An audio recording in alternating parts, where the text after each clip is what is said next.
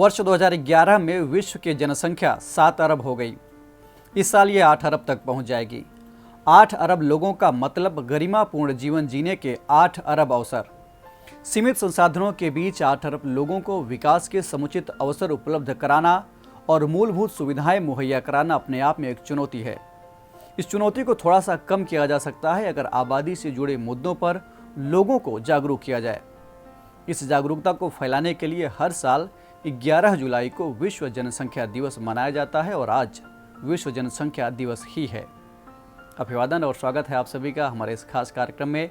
मेरा नाम है केसरी पांडे और आप देख रहे हैं ध्येय टीवी न्यूज। इस आवर के आज के इस एपिसोड में हम बात करेंगे विश्व जनसंख्या दिवस और जनसंख्या वृद्धि से संबंधित महत्वपूर्ण पहलुओं की। दरअसल साल 1987 में 11 जुलाई को ही दुनिया की आबादी 5 अरब तक पहुंच गई थी। ऐसे में बढ़ती जनसंख्या से जुड़े मुद्दों और पर्यावरण विकास पर इसके असर को लेकर दुनिया भर के लोगों को जागरूक करने की ज़रूरत महसूस हुई। इसीलिए हर साल 11 जुलाई को विश्व जनसंख्या दिवस मनाया जाता है। विश्व जनसंख्या दिवस की शुरुआत 1989 में संयुक्त राष्ट्र विकास कार्यक्रम की संचालन परिषद ने किया था। दिसंबर 1990 में एक प्रस्ताव पारित कर संयुक्त राष्ट्र महासभा ने जनसंख्या से जुड़े मुद्दों और पर्यावरण तथा विकास पर इसके प्रभाव के प्रति जागरूकता बढ़ाने के लिए विश्व जनसंख्या दिवस जारी रखने का फैसला किया। यह दिवस 11 जुलाई 1990 को 90 से अधिक देशों में मनाया गया। विश्व जनसंख्या दिवस 2022 की थीम है 8 अरब का संसार, सबके लिए समायोजी भविष्य की ओर, अवसरों का लाभ उठाना और सबके अधिकार सुनिश्चित करना। जीव विज्ञान में विशेष प्रजाति के अंतःजीव प्रजनन के संग्रह को जनसंख्या कहते हैं। समाजशास्त्र में जनसंख्या को मनुष्यों के संग्रह के तौर पर परिभाषित किया गया है। किसी क्षेत्र में समय की किसी निश्चित अवधि के दौरान वहां बसे लोगों की संख्या में बदलाव होता रहता है। इसे ही जनसंख्या वृद्धि यानी जनसंख्या परिवर्तन कहा जाता है। यह धनात्मक भी हो सकता है और ऋणात्मक भी। यूनाइटेड नेशंस पॉपुलेशन फंड यानी UNFPA के आंकड़ों के मुताबिक दुनिया की कुल आबादी फिलहाल 7 अरब 95 करोड़ 40 लाख है। बात अगर भारत देश की करें तो जनगणना 2011 के आंकड़ों के मुताबिक इसकी जनसंख्या बढ़कर 121.07 करोड़ से भी ज़्यादा हो चुकी है। ये आंकड़े 2011 से संबंधित है, जबकि ये 2022 चल रहा है, तो जाहिर है कि अब परिदृश्य काफ़ी बदल चुका होगा। इसके अलावा जनसंख्या वृद्धि दर संबंधी आंकड़ों पर नज़र रखने वाली वेबसाइट वर्ल्डोमीटर के अनुसार 2021 में भारत की जनसंख्या लगभग 139 करोड़ हो चुकी थी। इन आंकड़ों से साफ है कि भारत में जनसंख्या अभी भी एक बड़ी समस्या बनी हुई है। जीवन प्रत्याशा में वृद्धि, परिवार नियोजन की कमी, बाल विवाह और अशिक्षा जैसे कारकों को भारत में जनसंख्या वृद्धि के लिए जिम्मेदार माना जा रहा है।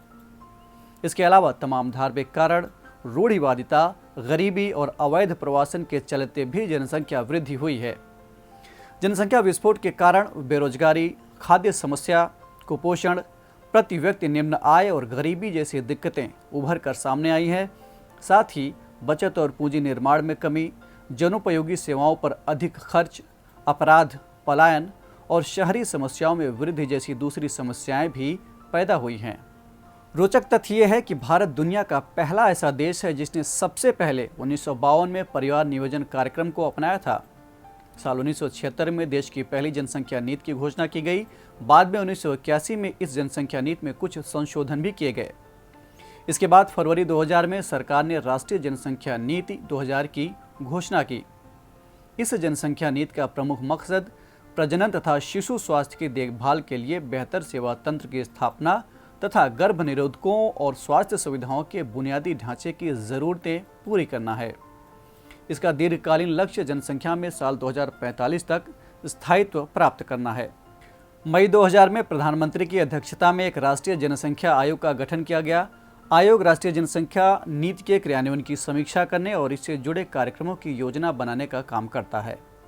इस आयोग के अंतर्गत एक राष्ट्रीय जनसंख्या स्थिरता कोष की भी स्थापना की गई। बाद में इस कोष को स्वास्थ्य और परिवार कल्याण विभाग के अंतर्गत स्थानांतरित कर दिया गया।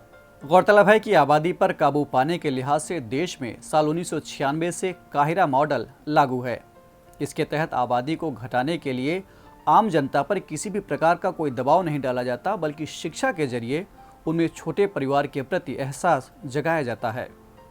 जनसंख्या वृद्धि से निपटने के लिए परिवार नियोजन कार्यक्रम, गर्भ निरोधक दवाइयों तक बेहतर पहुंच और परिवार नियोजन सेवाओं के लिए कुशल कर्मियों की बढ़ोतरी जैसे कदम सरकार द्वारा उठाए जा रहे हैं। जनसंख्या नीतियों और तमाम दूसरे उपायों के कारण प्रजनन दर में कमी तो आई है, लेकिन ये अभी भी दूसरे देशों के मुकाबले बहुत ज्यादा है। ध्यान दीजिएगा कि अगर जनसंख्या वृद्धि को एक अलग नजरिए से देखा जाए तो ये भारत जैसे देशों के लिए बहुत ही कारगर भी साबित हो सकता है। जनसांख्यिकीय लाभांश मानव संसाधन में बढ़ोतरी, शक्तिशाली सेना और एक बड़े बाजार को जनसंख्या वृद्धि के फायदे के रूप में देखा जाता है। इसका ये मतलब नहीं कि जनसंख्या की बेतहाशा वृद्धि को सही ठहराया जाए, लेकिन जो जनसंख्या है उसका प्रोडक्टिव एंगेजमेंट होना ज़रूरी होता है। इसमें सबसे अहम भूमिका सरकार की होती है, लेकिन आम जनता के कंधों पर भी ये जिम्मेदारी होती है। इस एपिसोड में इतना ही और अब बारी है आज के सवाल की। आपको कमेंट करके बताना है कि जनसांख्यिकीय लाभांश को बेहतर बनाने में आपकी क्या सर्वोत्तम भूमिका हो सकती है। हम फिर मिलेंगे एक नए कार्यक्रम के साथ। तब तक के लिए पढ़ते रहिए और बढ़ते रहिए। नमस्कार।